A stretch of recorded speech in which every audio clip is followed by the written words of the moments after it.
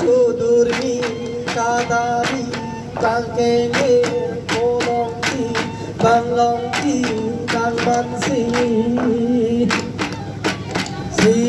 bangajal nambari sinanju alampi si dare pensami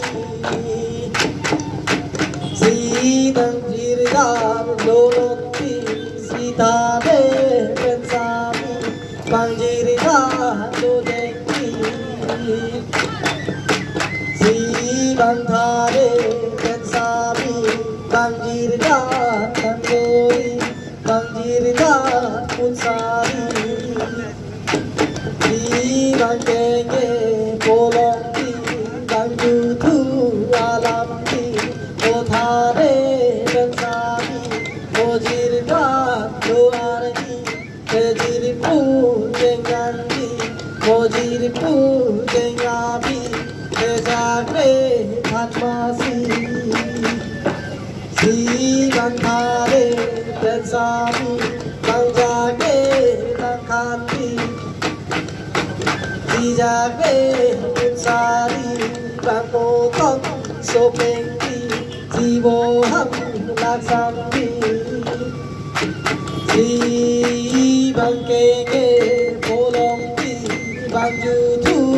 alamki mojirdah loami terunme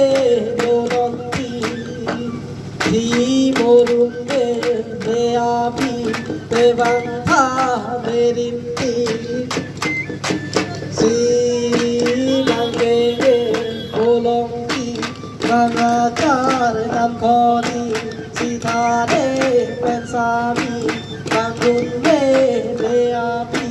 bangohan laksanti si bangthare pensami bangkenge bolongki banglongki arimpi bangjelo maijengki si bangkenge bolongki banganju alampi othare pensami ojakin chopai marki si badenjo pai meri kenge ko karmepi kekani ketokon banjingni si bangkenge bolongki bangjutu alampi othare pensami othare rekhanti urdong janonki lakurdong donganti lelungkan omanti si bangthare rekhanti bangurdong donganti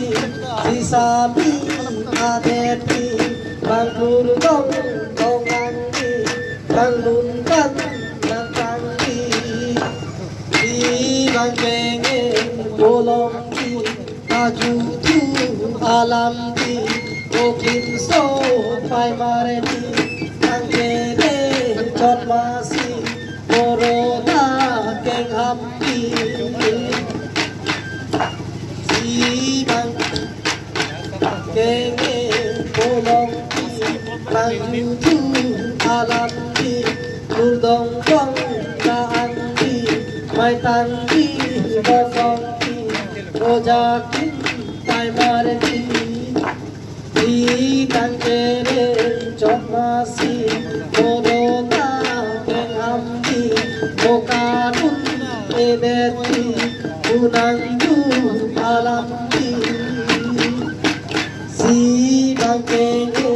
bolongki vidurmi kathani sinangpi chopinti lan hello labog bili tu soktok bate hala so hui labang so atikan to sonsi nang kiplang malake hala kenge polongki kenge boga ingleng kuro bhatlo hala bang so rong asara hutsi korjang ri somaratum jir kedam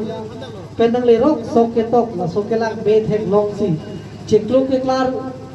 kelang me pen pokor jangan tum sok ketok la sok cing di kelang me ama kleng dun kleng sarapo pat ceng buru pen thim dun te dun kat bache to te di message ko la so pu pen halabang so lama teng pen si kleng dun kleng sarapo tu ceng buru ang di pen dun kat matlang message lo kasi hala so hut si halak so arong asara di bensi leng pum sok chong ang ka na bageta lang lo di tumakhay dok nasi la tayo dito isi lukhi aphan karcho madre chong dun agitang solo nasi nilihin